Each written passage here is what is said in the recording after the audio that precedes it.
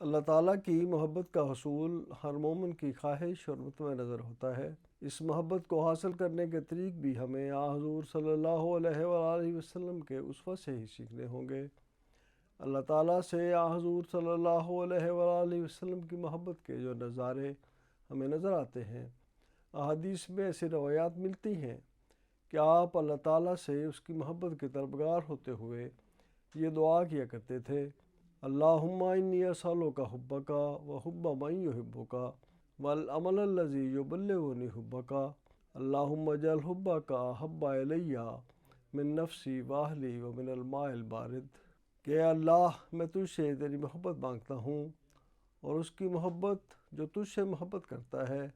اور ایسے عمل کی توفیق مانگتا ہوں